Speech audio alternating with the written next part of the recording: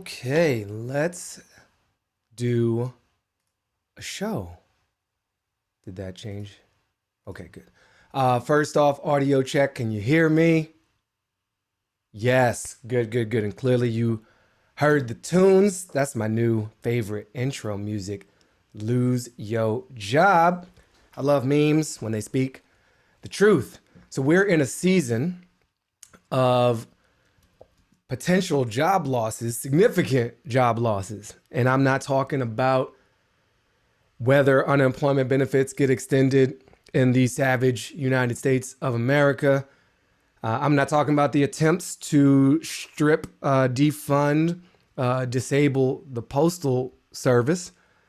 I'm talking about the job of every elected official in this country, if not all of them, many of them, up for grabs this November, all potentially about to lose their job. I'm Baratunde Thurston. This is Live on Lockdown, episode 33. It's good to be back. Thank you for rolling with me. Welcome to my Zoom live studio audience. Let's take a look at your faces. Look at this beautiful palette. Look at these virtual backgrounds. We got Black Power fists. We got people out in nature. We got folks. I'm hoping to see Eliza's cat again. Artwork, family gatherings, icons, and then of course my man Joseph. We got to check back in Scranton Business Park. Definitely appreciating the office virtual background. And here I am in my normal space, maybe slightly different lighting. I'm excited to upgrade some of the studio stuff, but not all the pieces are here yet. So we're keeping it straight up. And if you are watching this beyond the Zoom universe, hello out there on Periscope. I see you, Kamehameha. I see you, Tanya, Shelly, Josh, and anyone else who can't type it up right now. All good. I'm coming to you live from Highland Park, Los Angeles on this Sunday, what's the date? 26th of July, 2020. And the first item on the agenda is the potential job losses of elected officials all across this country in a beautiful ritual we have where we get to overthrow our government every couple years peacefully. And so what I want to share with you is an effort led in part by a former first lady, one of the dopest to ever live, one of the greatest of all times. You may know her as Michelle Obama. In fact, that's her name, Michelle Obama. So it's very good if that's what you know her by. And she has co-founded this effort called When We All Vote. So I want you to check out this effort, whenweallvote.org. We're 100 days out from the election of 2020. And we got to be heard. There are lots of ways to be heard. Some people are heard in the streets. Some people are heard with their money. But we have this authorized government overthrow potential every few years. And I want us to exercise that.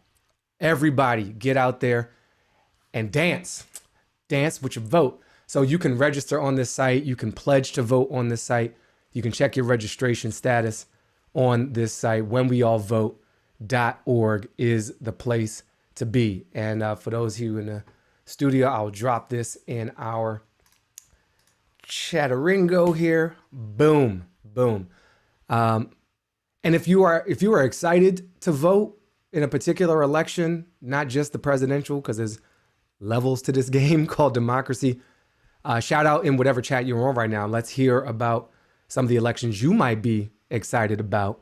I know a few I'm excited about here in LA. We have a district attorney race runoff coming up. Very excited to follow through on some of the efforts to reimagine our public safety infrastructure in that regard. There may be judges up on the ballot where you are. There may be dog catchers. I think there might still be one elected dog catcher. That'd be weird if there was, but what's the technique? What kind of, are they humane techniques for catching dogs? Are they laying traps? Are they trying to lure dogs with kibbles and bits or with like straight up beef chuck? What's the, and do they scratch the bellies of the dogs after they catch them? Or are they just trying to do some monstrous, captivity, sort of like mass incarceration for dogs? Like I wouldn't really be down for that. So know the background of the people running for all these offices, take advantage of some of this time at home to study up on our elected infrastructure this November. So we're in it. We're in the show. Again, I'm Baratuna. This is episode 33. And I took a couple of shows off. Just needed a break. Turns out can't run hard all the time. So apologies for those who just showed up last week. It's funny, Zoom is capable of many things, but letting me message everyone who's registered to come to this is not one of them. Zoom is a miracle, but they can't do basic group messaging. So they're focused on other things like, encryption and salvaging what's left of our democracy. I get it. It's a lot of stress on Zoom. But I did a last minute audible for just health. I was like, you know what? I don't need to be doing this today. And so I didn't. And it was great. And then I did the same thing on Thursday. It's called freedom. It's what I'm fighting for. It's what we're all fighting for, the freedom to maybe not make a show all the time. So thank you for coming back. And we'll keep this as consistent as we can. There's some interesting commentary being dropped here in the live studio audience. I want to share something. Let me go live back to my screen. Eliza shared this link with the comments. Crazy percentage of people not registering to vote. And so we're at the Civics Center account on IG, and they've got some stories. New voter registrations are plummeting, which is not good. Young people won't be able to vote unless you do something about it. And so they're showing new voter registrations have declined by over 80% in a bunch of states: Wisconsin, Nevada, Vermont, Utah. This is April 2016 versus April 2020 comparison, as reported by various secretaries of state. Colorado, Illinois, New Mexico, Virginia, also way down. Florida, Michigan, North Carolina, way down. So lots of people have tools available for you to register to vote.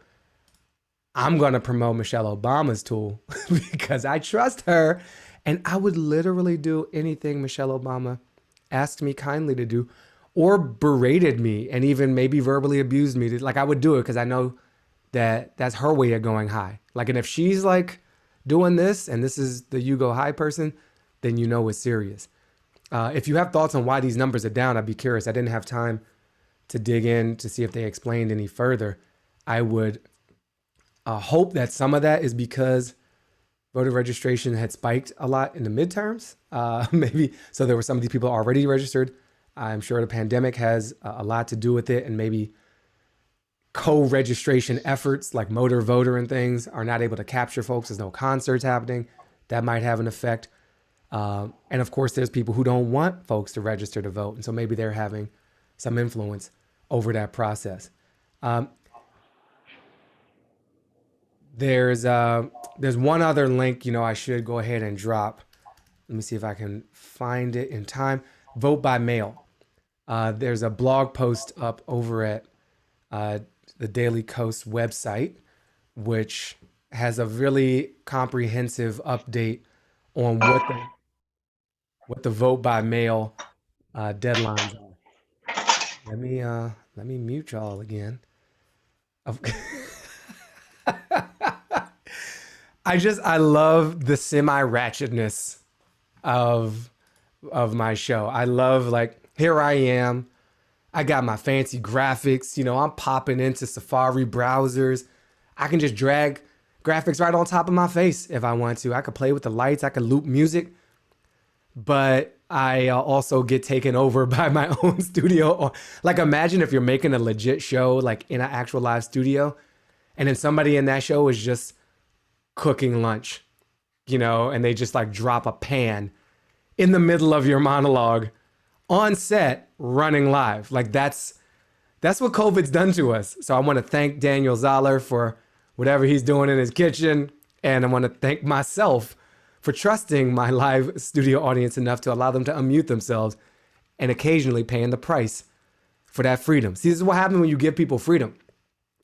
Chaos can ensue. Sometimes there are mistakes, but that is the beauty. So I've remuted everybody, and let me get back to this voter deadline situation. So this is a post up I will drop this link as well everywhere you are at. Boom. And it's not the most kind of dynamic technical situation, but it's got the most up-to-date status by state vote by mail absentee information that is available based on state info at this time. And I think this post is going to keep getting updated. I hope somebody makes this more responsive. Like the idea of just scrolling through a long blog post just kind of hurts my soul a little bit, just from a technical expectations perspective. Like let's make it as responsive as some of these ads on Facebook. You know who I am, internet. Tell me what's going on in the state that I am, or at least let me plug in a zip code or something.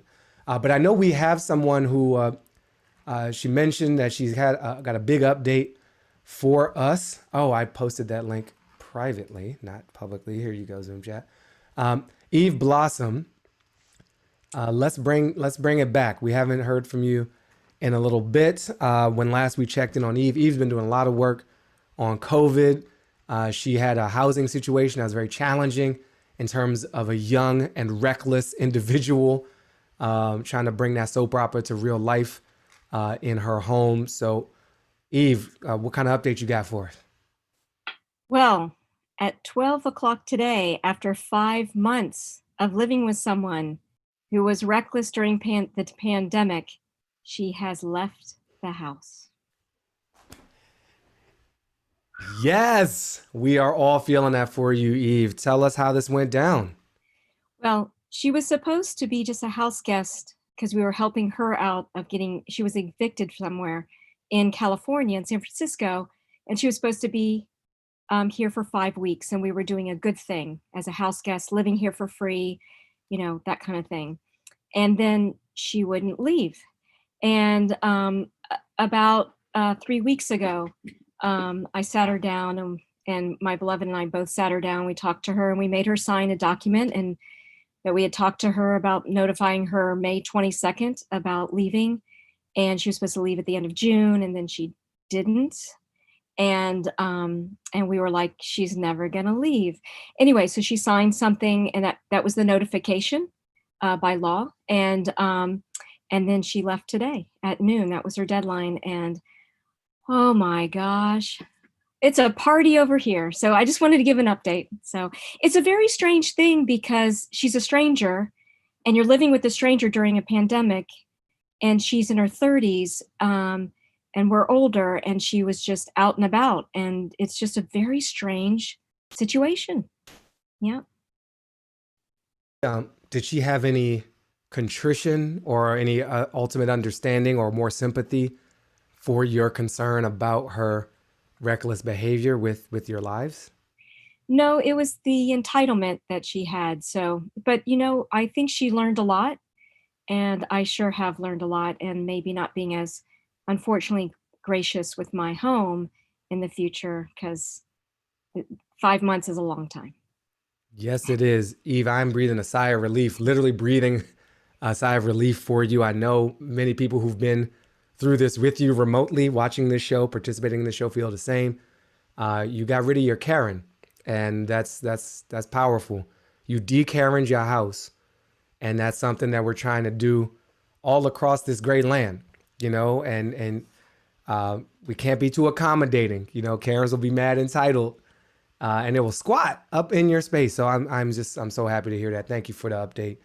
Good Eve, yes, and good Eve to Eve and her beloved with some fresher air in the house. That is great. Per usual, if you're here with me in the Zoom, send me a little message. Raise your blue hand in the Zoom chat if you want me to come make the rounds to you. I'd be happy to check in. It's been a while.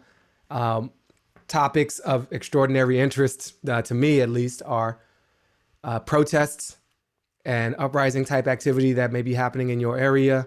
Have you seen any federales strolling down your streets, launching chemical weapons upon your people, maybe even your mayor? And then what's going on with the COVID? We have all kinds of updates from states and counties in terms of trend lines and prevalence levels and hospitalization, and just kind of how you're feeling about that. There's also pressure building in the U.S. Congress to try to extend this relief, which expires at the end of this week in terms of the extra $600 of unemployment benefits. I love how folks just like trying to leave it to the last minute, like a senior spring or something. You're just going to cram for the final exam. Like, we had time. And it's not equal. You know, the democratically controlled House already passed a measure 2 months and 10 days ago, maybe 2 months and 11 days ago. I might be off by a day. And Mitch McConnell out here acting like we just got time to lollygag. So I'm curious maybe what's going on in your life or in your region with respect to that. So, and I will check if you're out of the studio in your home, you can tap up something where you are, and I'll see if I can read and reflect that back to the folks who are watching it live. We got some love for you, Eve, on Facebook, though, from Shelly Fitzpatrick. Got a yay, Eve. So that's very, very good. And John Terrius Haywood says, younger people seem to be really disconnected. I'm not sure how to even engage them. In many states, the registration process is very antiquated. So that I was reading that in the context of Eve's squatter, but I think there's also something about the voter registration thing too. So yeah, thank you again for those updates. And let me see. Oh, I missed Eliza's cat. I'm so sorry to hear that. And I hope, I'm just going to put this out there. I know a lot of us want to know what's up with Daniel. So I see you, Daniel. You're in your kitchen. I see you waving when you got a minute and you're able to share. Oh, you good now? Is that a thumbs up? I can come back to you. I'm just not sure if it's good. What's good? Is it go? Yeah, this is good. I'm just chopping up some broccoli and cauliflower. We can chat. I got my life's pretty exciting these days. You know, chopping vegetables, styling into Baritune Day live on lockdown. So Daniel, I appreciate it. We got apparently a new segment to the show, the cooking time with Daniel. Just chopping broccoli like an old school SNL sketch. So here's what's on my mind, Daniel. Eggplant too. Obviously, want to know what's going on with your relationship life, with your pandemic dating situation. I would also like to know, you shared on your Substack a while back, this kind of personal choice model about how to stay safe, where that is. Have you learned anything else? You're looking at a lot of data. The science keeps updating. You're not an epidemiologist, but you are someone who has a lot of time that's been put to use on this. And then I saw you posted something about being barefoot on the grass on a regular basis. I'd love, again, if you want to share that. But most importantly, what's going on with your heart, homie? Yeah, I'm afraid I don't have too many juicy updates for you. My friend Ashley, she's back in Palm Springs. She's a fan of the show. I don't know if she's dialing in today, but yeah, she's in Palm Springs trying to coordinate another trip up there with her. We were talking about risks and just gatherings, and your last Eve, I guess, was talking about just people debating about what kind of activities partake in. And something I've been thinking about a lot too, because I live by myself, as you and some of your listeners probably know, and I've been a little lonely and kind of struggling with how to balance being safe, but also finding ways to connect with people. And I hosted a Shabbat dinner 2 nights ago. This is the first time I've done an in-person Shabbat dinner in months, very important Jewish tradition every Friday night. And the challenge is, how do you do this in a safe way? So, and I'm part of this foundation that sponsors these Jewish Shabbats. And for the first time, they're like, all right, we'll do it as long as it's outside. We got the spot in Palisades Park. Palisades Park in Santa Monica has kind of become the club. It's the gym. It's the office for some people. It's the first date spot. And now it's the Shabbat place. We found this great little tree. And under the tree, we set up all these wood pallets. We gathered these wood pallets, arranged 9 wood pallets in a little U shape, put moving blankets over the wood pallets to create this table that was big enough for 15 people to gather around. And we had a distanced Shabbat dinner, and it was great. That is dope. Yeah. Way to make use of public space. Way to gather safely, bringing people together but apart. That's beautiful. And give Ashley our best. We are invested in your future and hers, whatever happens, But we're sending you both a lot of love. That's a really, I'm digging that Shabbat thing, man. That's really cool. And outdoors seems to be the place to be. Yeah. While we can, and it's not too muggy or too hot in various parts of the country, certainly before the snows come. That's great. Yeah, it was awesome. And I think it was for me, it was really just, moving to bring people together. It was in a public place. So people walking by were like, what is this? I think people are used to seeing picnics, but this was a whole, gathering with, lights in the trees and Shabbat candles and challah. And a Jewish grandmother walked by from Iran, and she hadn't spent part of a Shabbat in months or years. And she was so moved. She asked us to sing Shalom Aleichem, the traditional Jewish blessing song that means may peace be with you. And we didn't hold hands, but we all in a distanced way sang the song together. So it was really special. And I'm hoping to do it again. We stored the wood pallets. The rate limiting step in all this is getting enough wood pallets and getting somebody with a car that he can lug them on top of to set up a little outdoor dining table. But it worked really well. That's great. I love the creativity. I love the like Lego block wood palette style. Thank you for sharing, and happiness and community to you, sincerely. And thanks for letting me just like roll up in your kitchen. Yeah, no problem. Even though actually technically your kitchen rolled up in my show, so I kind of felt justified in just calling on you like the teacher in the class. I'm like, Daniel, you seem like you have something to say. You seem like you have something to say, so I appreciate you rolling. Oh, good. All right. Nice seeing you, man. You too. Peace. That's Daniel Zoller. His email newsletter, Vitamin Z, which I think is just a great name. I just shared that out on the wider internet. People loving the creativity. Jen Schultz on Facebook wants to be invited. Daniel. So maybe that could be arranged if she's actually in the Western LA County area. That would be dope. Socially distant Shabbat. I love it. I'm loving it. All right. So I don't have a big thing super prepared for this, but I feel like we should talk about what's going on with these police wilding out in Portland, Oregon. These federales, these G-men. Yo, this is wild. This is wild.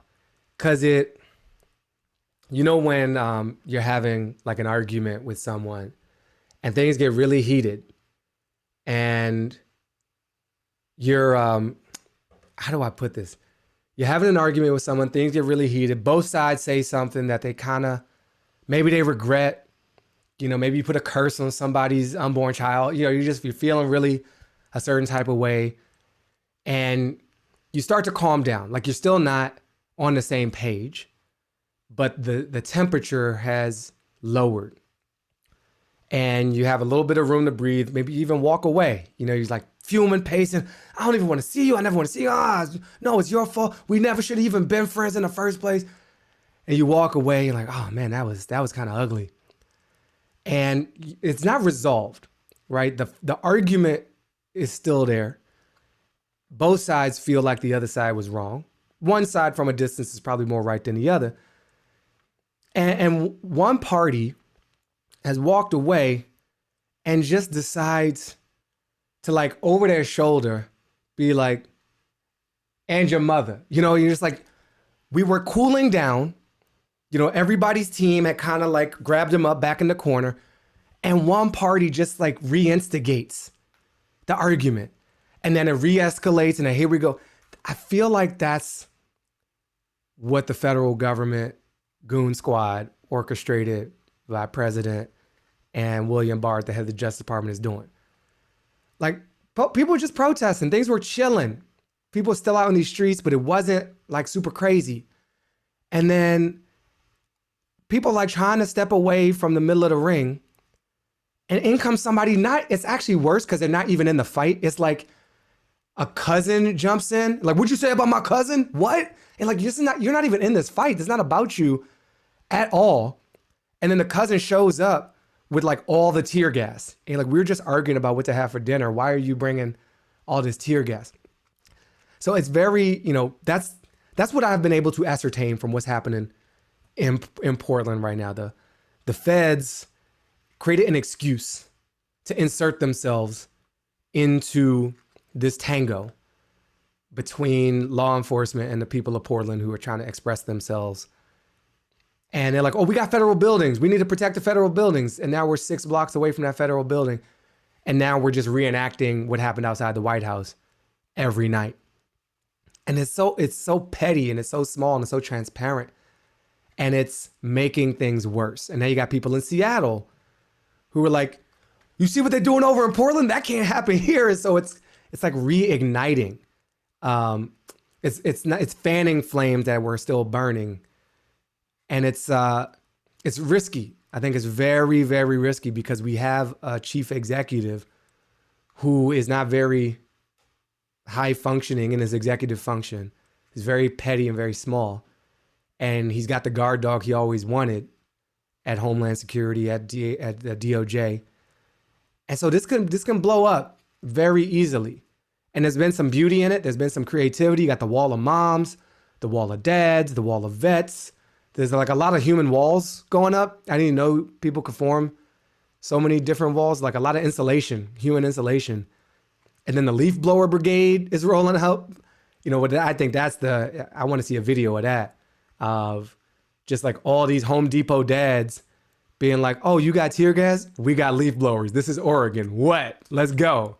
And instead of blowing that tear gas back at the armed goons. So there's some occasional light thing I could say about it, but I think what's terrifying, what's legitimately frightening, is nobody asked for these people to show up. The mayor didn't ask for this. County executives didn't ask for this. The governor didn't ask for this. And the relationship between our federal government and our state and local governments needs to be mutual. Most of the time, it's better when it's mutual. And there have been times when it's not, and the feds had to come in and clamp down on some nonsense. I mean, look at the civil rights movement, look at Bull Connor, look at school integration. So I get that. Look at Reconstruction, look at post-slavery. Like, it was the feds who prevented the Klan for a while from running amok and just straight up murdering folks with the help of local law enforcement. They were trying to protect the citizens from local law enforcement and from terrorists and from mob violence. But that's not what's happening here. I think it'd be a cheap and false analogy to be like, oh, this is just like that. This is different. This is coming in to protect unoccupied buildings, which nobody's even going to because everybody's working from home, without any call for help, making the situation much worse. And the way that they're deployed is needlessly provocative and mysterious and confusing because there's no identification. There's no agency badges. There's no marked vehicles. There's just random minivans. Like, I don't like minivans just because of what they represent, but now I got to be scared that's like some armed dudes are going to run up and kidnap people. Like, that's not good. Minivans should be canceled for other reasons than that. You know, just like the hideousness of them, the sliding doors really. And I don't know did they take the automatic motor off the sliding door? Because if you're like a federal kidnapper and you're rolling through Portland, you're like, okay, good. There's an old lady on a bicycle saying Black Lives Matter. We got to suppress her freedoms. Let's go. And then you just press the button and you just wait like real slow for the door to open, or do you just roll with it open, A-Team style? Like, I don't fully understand how it works with the unmarked minivans. These are the most important questions I've been asking myself about what happens there. But when you get to a point where your government is rolling up in unmarked vehicles and unmarked men with heavily armed weaponry and a lot of chemical weapons that we are banned from using in war, expired tear gas, for example, and they're just straight up kidnapping people without telling them why, taking them to places they don't know, getting their information, fingerprint, maybe DNA, certainly name, address, all that kind of stuff, and then putting it back out there. That's some straight up dictatorial nonsense. That is why we have sent our armed forces into other nations to be like, yo, stop that. That's not how you democracy, you know? So it's not a good look. And I worry about, you know, the obviousness of how bad a look that is. So what's that is this president just incompetent and egomaniacal and dictatorial? Or does he have enough scheming people around him that this is part of a more pseudo-intelligent effort to actually rile up more civil unrest, create more excuses for activities like this, thus leading to to voter intimidation, voter suppression, electoral delays, or what have you. It's really frightening. So to the people of Portland, thank you for being the first and hopefully the last. But as we saw with how things moved in Minneapolis, it's never just one place. And to the veterans who've been taken out to the streets to stand up, even for that veteran who got his hand broken, like, thank you to the moms. Thank you to the medical workers and the lawyers for Black Lives. Thank you for standing up. They're just continuing to smash all of the buttons on the control panel of our democracy, seeing how much we'll take, seeing what it's going to take to make this whole thing break. And we're still having sluggish responses from those who should be defending democracy. What happened to all the NRA people? You remember? Anybody remember that? They would march in the streets with guns against tyranny, something like, and it was like, we prepare for a day when the federal government, like, this is like the NRA's wet dream. This is what they raised all that money for the past 50 years. I don't know. Maybe I'm just missing it. I can't consume all the media in the world. I give them the benefit of the doubt. They might be in those minivans with the automatic slow opening doors, so they just couldn't get out fast enough to help out, and stop the federal government from literally treading on people like their flags say they don't allow. So maybe that Google Maps got broken, these DNS servers be under a lot of strain lately. Cloudflare was acting up. I mean, Shopify went down. Maybe they got lost on the way to defending our freedoms and they couldn't find the rally point, I think those are very reasonable benefit of the doubt giving possibilities for why we're not seeing all them people who wanted haircuts so badly stand up for veterans getting their bones broken by unmarked federales running rampant through the streets when nobody asked them to show up because they want to protect an unoccupied building from fireworks. Also, on the fireworks, I mean, come on now. Is it not possible that the people of Portland simply love America so much that they want to direct festive explosive displays at the most powerful symbols of our union, which would be a federal government building? Why are we not entertaining this possibility? Because I see a lot of excuses made for others. I see a lot of excuses made for the people who want to go into a Walmart without a mask. Oh, maybe they just have a respiratory condition, Or the people who are on those state steps in Michigan, maybe they just really, really, really wanted to support the hair salon business model. There's always a story. There's always an excuse.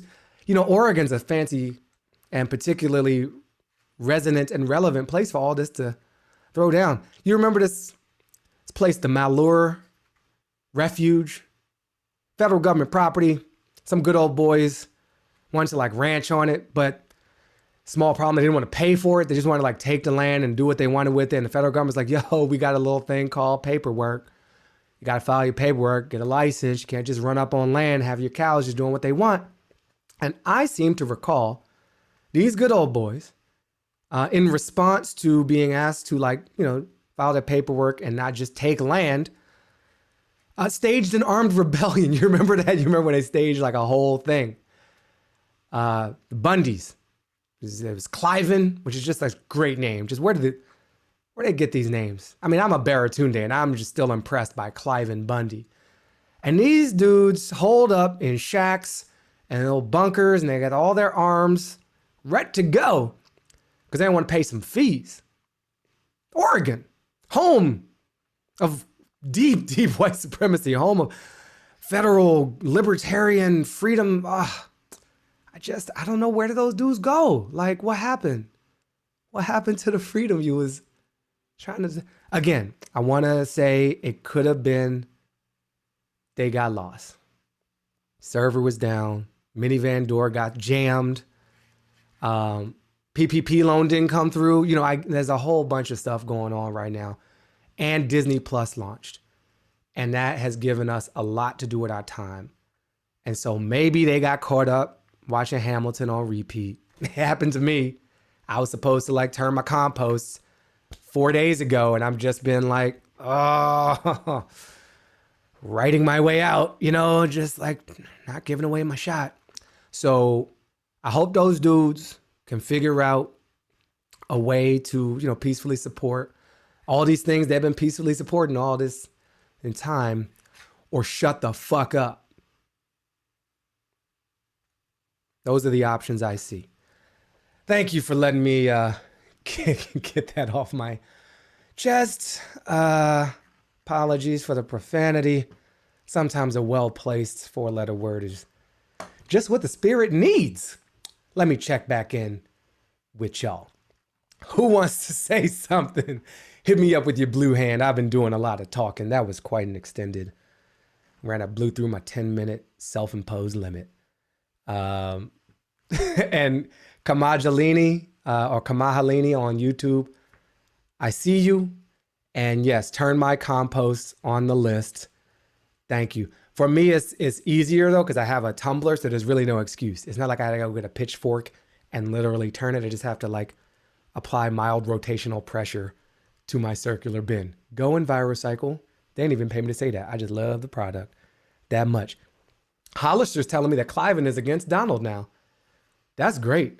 That's great. Anybody else who's against this dude, don't rush in all at once now. Like, it's not like the whole thing's about to fall into the abyss, never to return. Maybe speed it up. Maybe homie should take out some Facebook ads so we can hear him a little louder for the people in the back. That'd be great. Yeah. Okay. We're going to go to North Carolina. We're going to go back to our homes, our good friend of the show, Joseph Margolis. Bring yourself online, please. I feel like it's in Westworld. Bring yourself online, Joseph. Hey, Baratunde. Hey, everybody in the Zoom, YouTube, wherever this is streaming. I really appreciate what you said, Baratunde. Real briefly, it sort of speaks to the broader context of what you're saying. There was a very good commentary today in the Washington Post that I shared a link of above. American exceptionalism was our pre-existing condition. And it sort of combines the COVID, the protests, Donald Trump's response into this really cogent analysis that I think speaks to what you're saying. But I don't want to get into that. I kind of want to give a COVID update in terms of the way I see Republican strategy playing out on a local, at least a state level. We all know that there's a big push by Donald Trump to reopen schools. There's a big push from Betty DeVos to open schools. And we're hearing about it more often. I'm hearing about it most often in North Carolina. I'm sure this is going locally in the context of reopening the public schools here in North Carolina, the elementary school, the middle, and the high school. But I have a stepdaughter who is returning to college, or she's supposed to return to college this fall. And this seems to be a very underappreciated story that while in the middle of our state going to like hybrid plans, or just going to a lot of our school districts going to just reopening with fully remote options, our board of governors, which is comparable, I think, to like the board of regents in California, they oversee a 17 campus system of UNC schools. And their plan is that every school has to return to campus, or every school has to return to campus for some form of in-person learning. And this is even in counties where the local school boards have opted out of they're going all virtual. And so what is troubling to me about this is it's not a matter of if they'll go virtual, it's a matter of when they'll go virtual. And I'm perceiving this just based on the behavior of the Board of Governors.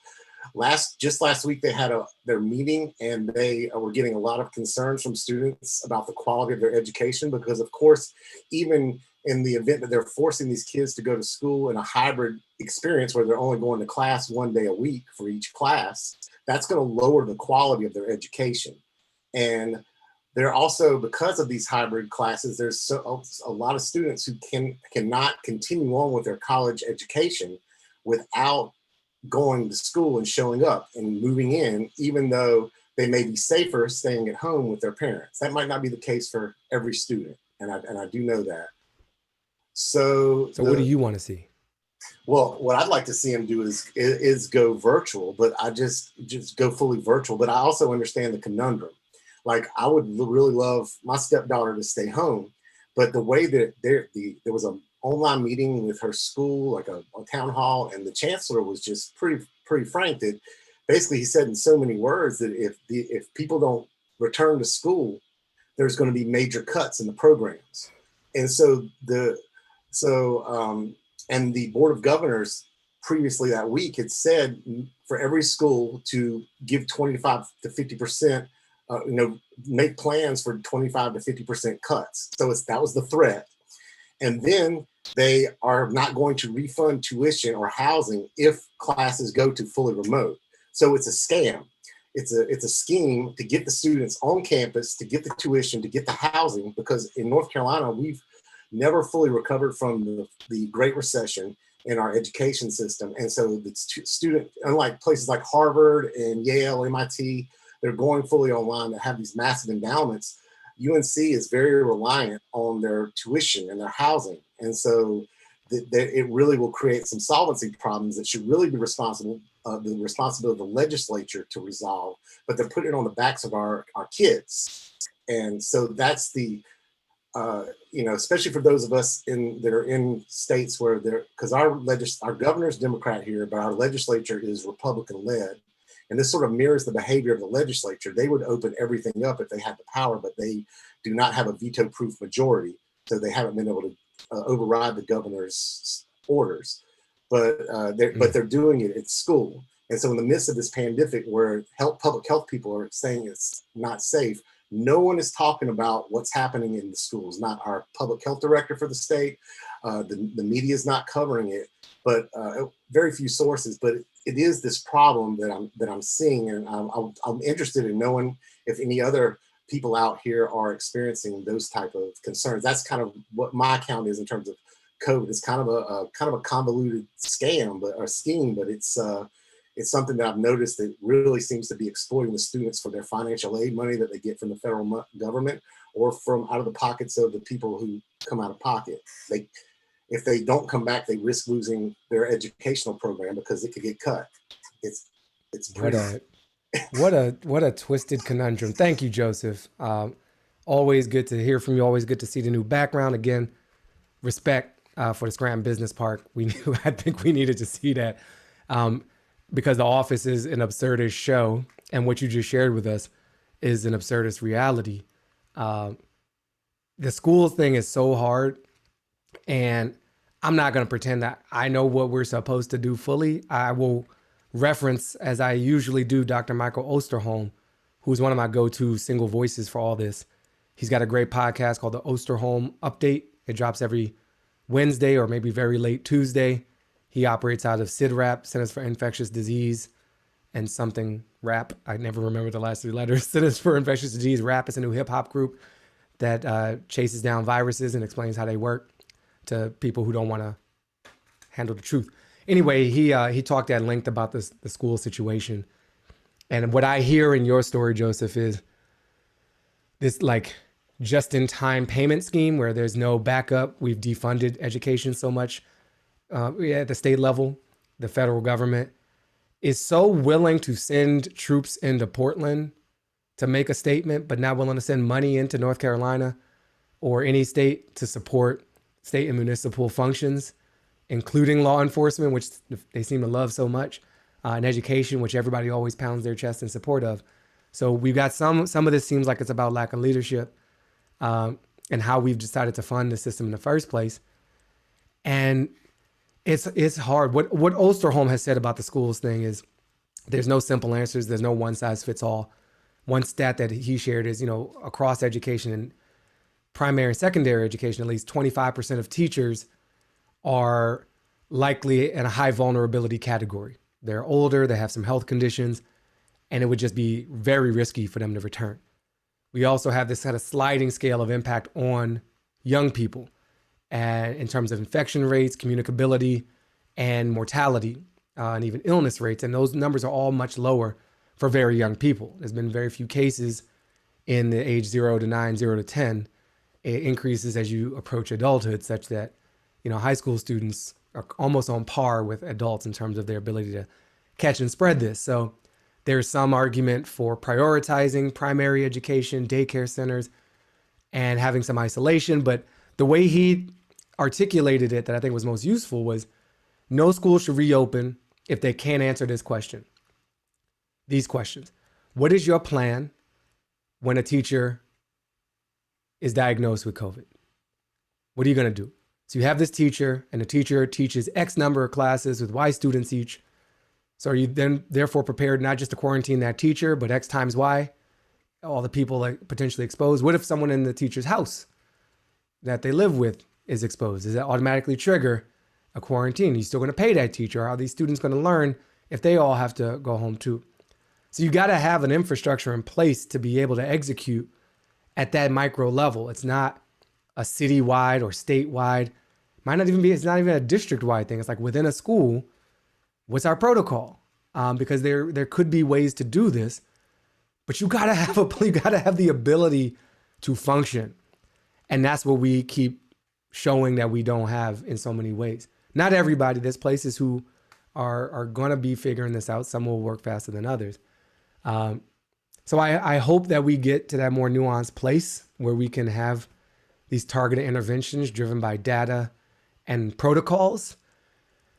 But it doesn't seem like that's the level of conversation that we're seeing happen, certainly at the national level. So if somebody else is seeing something relevant, I mean, y'all know how to get at each other in the chat. Thank you, Joseph, for sharing that. And I'm scanning the chat. Yeah, Rabbi Jenny says, we don't have enough info on children and COVID, but there is so much info on the effect of trauma on children. Think of friends and teachers or parents getting sick or worse. That's true. I mean, there's trauma in every direction. That's the thing I want to acknowledge. Like, I don't think it's as simple as we all just stay home forever until we get this thing under wraps. Like, that is psychologically, emotionally, and financially untenable, unsustainable for an extended, unlimited period of time. We need to do this in waves and layers. So my deep frustration is not like, oh, why aren't we still in lockdown? We should never be leaving our houses for anything, and no kid should ever go to school again. Like, no, that's terrible. And parents are suffering under this weight. There are children who have no access to technology, who can't get even some version online because of where they live, because of the lack of internet, because we live in a sometimes garbage nation that prioritizes badly. We prioritize badly. And so we get into the spot and it's like, how come people don't have internet? Well, because we decided, let's just give everybody's data away instead. Like we certain things we got done real fast. Other things we can't seem to get a hold on. So we need to sort this out. And teachers are hurting. I know a lot of teachers who are like emotionally, financially, and otherwise having a very difficult time. There's students who don't want to show their homes on Zoom because they're embarrassed and ashamed of that living situation. There are students who are stuck in violent homes where school was the safe space and that's been taken away from them. So even Osterholm, he did a really mathematically sound and emotionally difficult thing in this last episode where he looked at the number of young people dying of COVID in this first 6 months, and he looked at the leading causes of death a year ago in the first 6 months. And it was much higher for other causes, for accidental death, for in-home violence, for a few other things. And so we got to start asking, not blindly like, oh, it's just like, you're going to die anyway, kid. Like, that's callous. But how do we make responsible choices? How do we plan for the inevitable failures built into some of those choices and those errors so that we can recover and adapt and be agile with it? and not just like set something in stone and be like, there's no COVID and we're just going to act like there's no COVID. Like that's psycho and sociopathic and should be cause for tribunal actions. But on the other hand, like we can't just stay alone at home forever. That will kill us. And it will hurt our kids and it will hurt our education system and every other system we depend on. So I got a lot of respect for the complexity. I don't always even acknowledge that myself. I want to acknowledge that right now.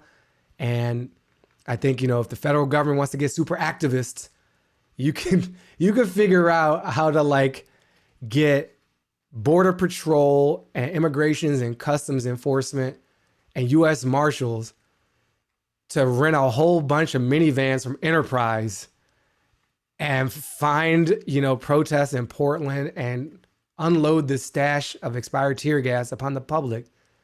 You could send some damn support and money to our school system, to our teachers. You could roll up with all of your military budget, a bunch of hotspots in rural America to extend the reach of the internet on an interim basis, at least. Emergency Internet Infrastructure Act. Let's do that. Like, there's so much better use for jackbooted thuggery than jackbooted thuggery. You know what I'm saying? Like, it's such a waste. It's so stupid. There I go, getting all fired up again. Look, here's what I'm gonna leave you with, because this time has just flown by, and we're gonna be doing some interesting things with this show, this community, maybe even this exact time slot. I announced this in my email last week, but maybe you don't get those emails because your Google email filter is racist and doesn't prioritize me in your inbox, but calls me a promotion or an update or spam. This is why we got to keep fighting for Black Lives Matter. Black emails matter. We got to work on that, Google. So point being, Wham, we're having a moment. That podcast series was always meant to be limited, and that is done. We did the 6 episodes. It's out there.